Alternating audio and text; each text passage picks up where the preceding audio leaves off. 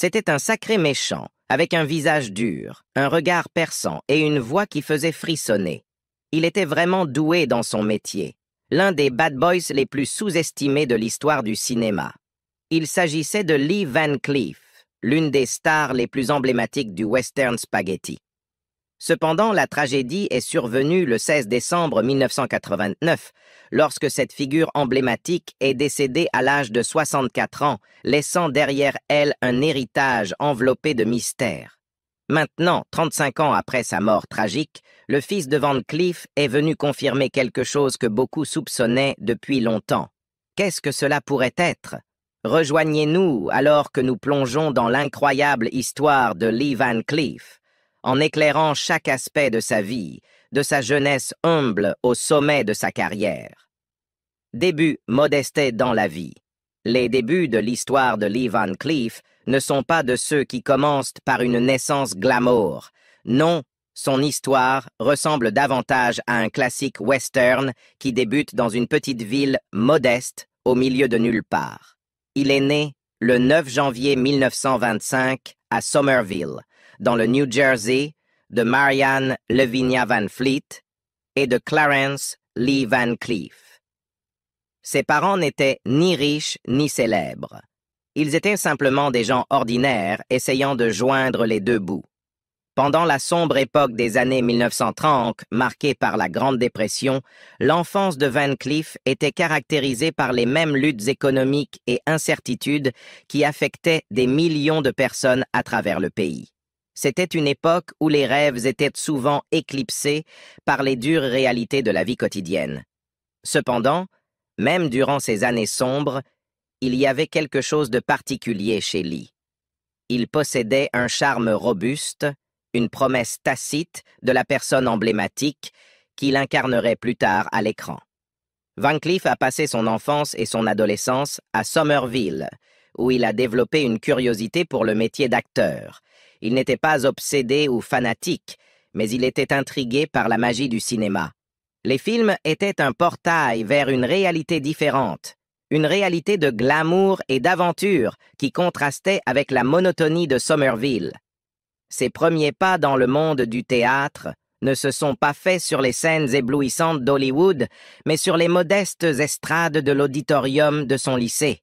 C'est là que Van Cleef a ressenti la joie de jouer, une joie qui façonnerait son destin.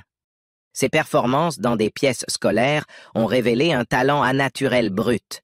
Il avait un magnétisme, une capacité à captiver l'attention du public, des qualités qui deviendraient plus tard sa marque de fabrique dans l'industrie cinématographique. Après avoir obtenu son diplôme de lycée, le chemin de Van Cleef ne l'a pas immédiatement conduit à Hollywood. Au lieu de cela, il s'est retrouvé à servir dans la marine des États-Unis pendant la Seconde Guerre mondiale, une expérience qui a sans aucun doute contribué à la profondeur du personnage qu'il a incarné à l'écran dans les années suivantes. Service militaire de Van Cleef. Après avoir terminé sa formation militaire rigoureuse, il a été affecté à un chasseur de sous-marins, puis à un dragueur de mines nommé USS Incredible, où il a travaillé comme sonariste. Il avait une oreille fine pour détecter les menaces sous-marines et un œil aiguisé pour repérer les mines ennemies. Le navire patrouillait initialement dans les Caraïbes, où Van Cleef a probablement apprécié un peu de rhum et des cigares, puis il a été envoyé en Méditerranée où il a participé au débarquement dans le sud de la France. Il a assisté à la libération de l'Europe du joug nazi et à la beauté de la Côte d'Azur en janvier 1945.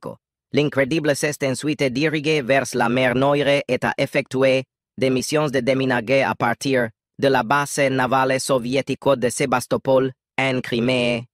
Il a eu un aperçu des terres mystérieuses et exotiques de l'Est et des dures réalités de la guerre froide. Ensuite, le navire a effectué des patrouilles de sauvetage en mer Noire, sauvant des vies et se liant d'amitié avant de retourner en Sicile. Il a goûté à la délicieuse cuisine et à la riche culture de l'île italienne. Au moment de sa libération en mars 1946, il avait atteint le grade de sergent de première classe et avait obtenu son insigne de dragueur de mine.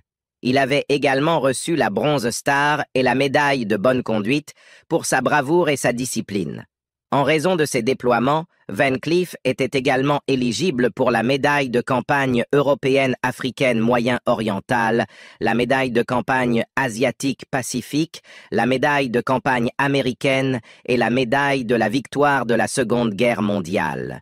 Il était un héros de guerre décoré et un voyageur aguerri, authentique et profond.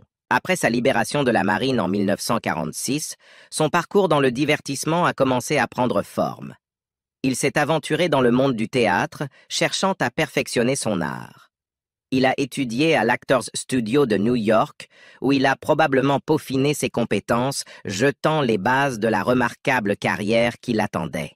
C'est là, dans ce creuset de développement artistique, que les graines de son succès futur ont été semées, alors qu'il absorbait les subtilités de l'art dramatique qui le propulseraient finalement sous les projecteurs.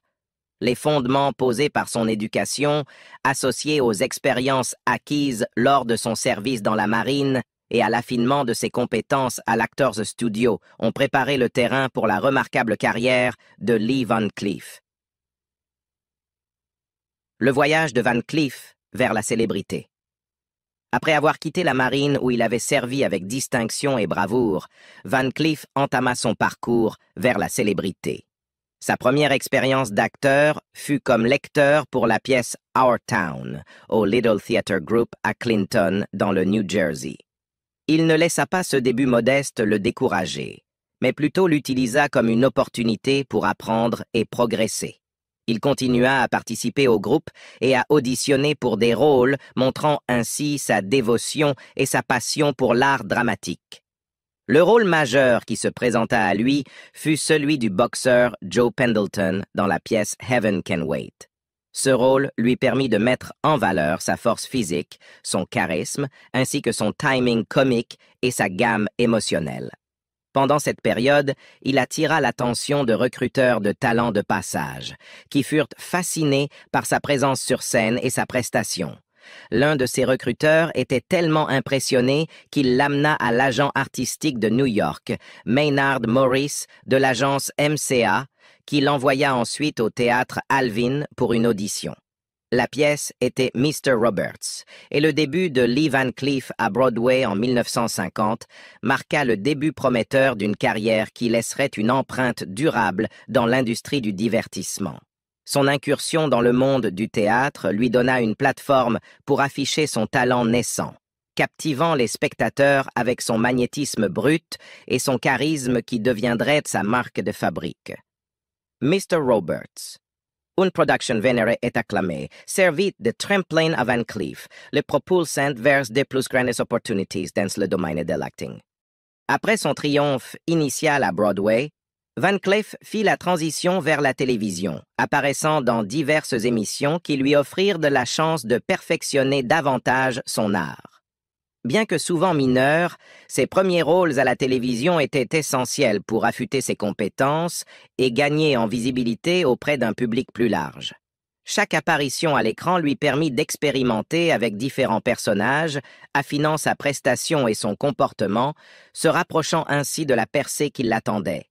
La représentation de Van Cleef en tant qu'antagoniste dans les westerns émergea comme une caractéristique déterminante de sa carrière illustre, lui valant la reconnaissance en tant qu'acteur de caractère accompli capable d'insuffler profondeur et complexité aux méchants. Midi. La présence magnétique de Van Cleef à l'écran et sa capacité à imprégner ses personnages d'un sentiment menaçant et captivant l'ont propulsé sous les projecteurs, l'établissant comme une force redoutable dans le domaine du cinéma western. L'un des rôles marquants de Van Cleef est survenu dans le film emblématique High Noon en 1952. Bien qu'il ne soit pas encore la star principale, sa présence dans le film a marqué le début de son ascension dans le genre western.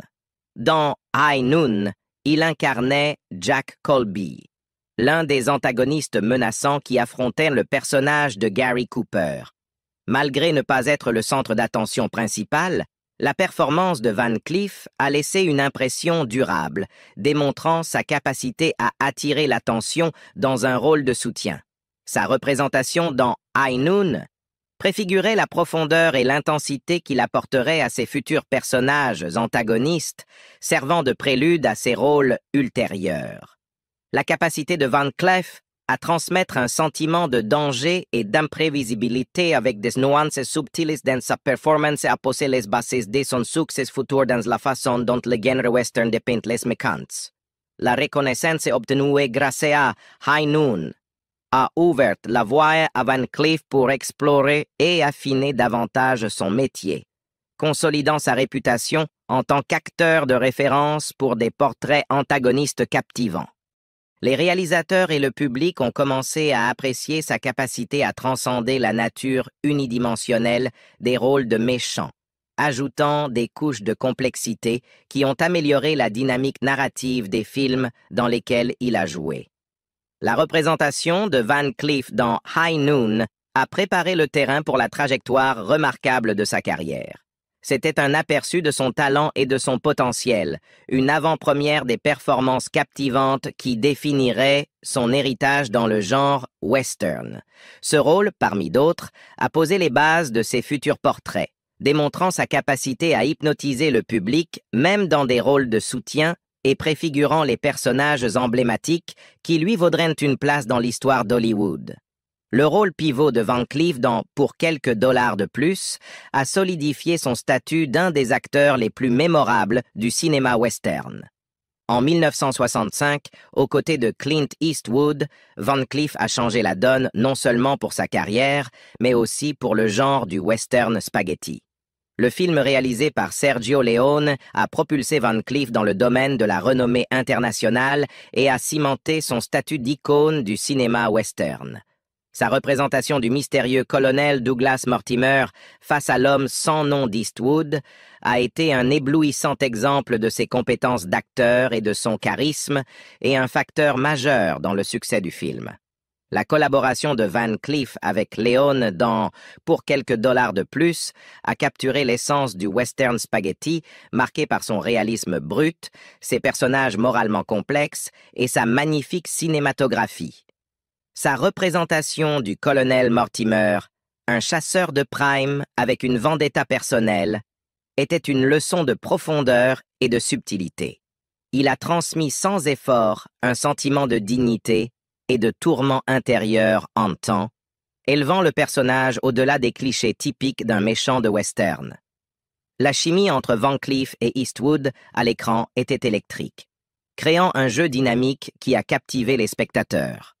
Leurs performances ont ajouté des couches d'intrigue et de richesse à l'histoire, transcendant le simple binôme héros-vilain.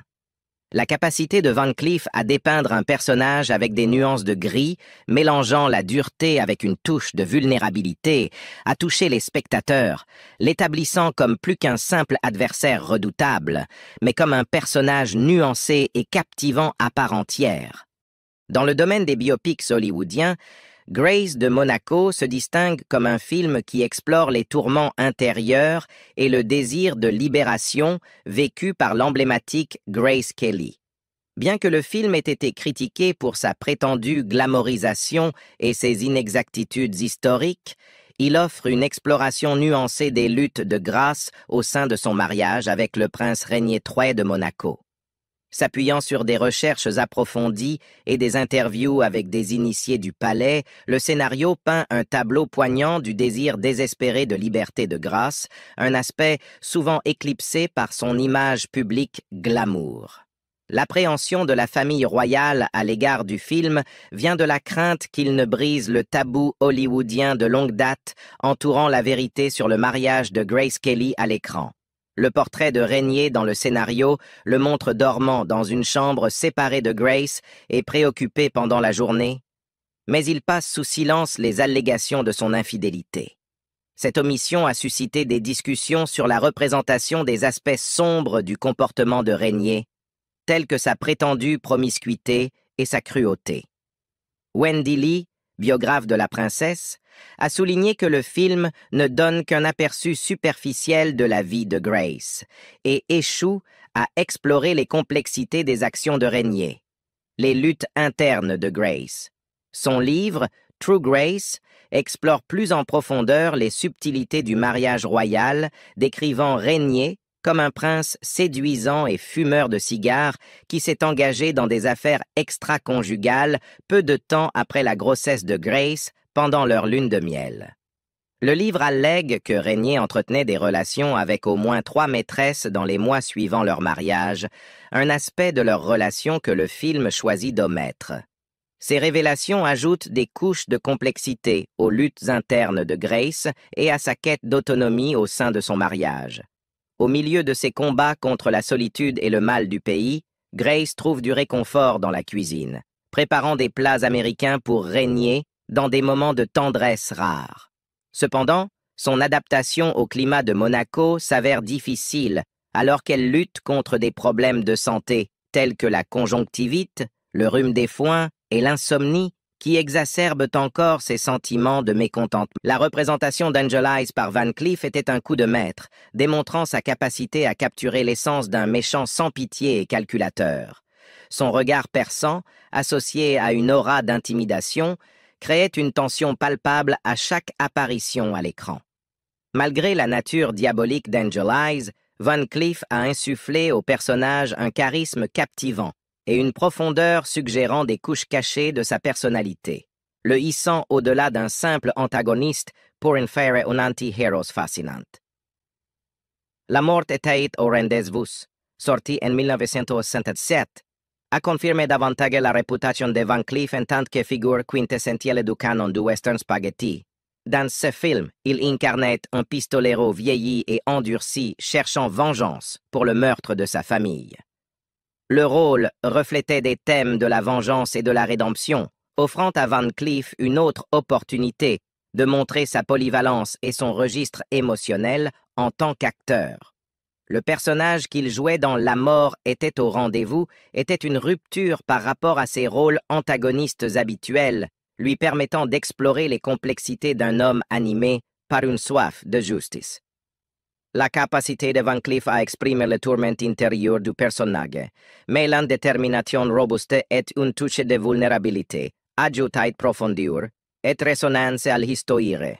Sa performance donnait vie au personnage, lui conférant un sentiment d'humanité qui touchait le public.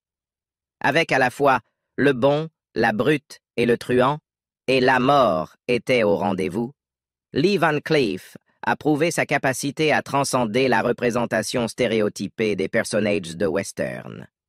Sa marque inoubliable dans ses films, que ce soit en tant que Angel Eyes impitoyablement glacial ou en tant que vengeur résolu dans La mort était au rendez-vous, a mis en valeur sa palette d'acteurs. Les performances subtiles de Van Cleef dans ses films l'ont établi comme un acteur polyvalent et captivant, capable de doter ses personnages de profondeur, de complexité et d'un héritage durable dans le panthéon du cinéma western. Van Cleef sera toujours considéré comme l'un des meilleurs méchants du cinéma, que ce soit dans un western ou dans un film contemporain. Il a toujours montré sa capacité à s'adapter et parfois même à sourire. Mais a-t-il déjà joué le rôle du gentil dans un film de toute sa carrière? La réponse est oui, il l'a fait. En fait, il a joué plusieurs gentils, bien que certains d'entre eux n'étaient même pas très doués pour être gentils. Par exemple, il a joué le Caporal Stone dans Le monstre des temps perdus en 1953, un film de science-fiction sur un gigantesque dinosaure réveillé par une bombe nucléaire. Il a également joué le docteur Tom Anderson dans La créature est parmi nous en 1956, un film de science-fiction sur un alien en forme de concombre qui contrôle l'esprit des gens.